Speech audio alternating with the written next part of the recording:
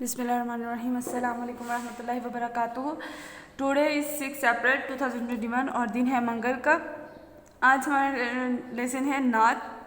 नात के हम लोग करेंगे आज अल्फाज मायनी। भेजा, संवारा, बचाना, बुराइयों, सच्चाइयों, इन्हीं वर्ड्स को यहाँ पर रीराइट करना है।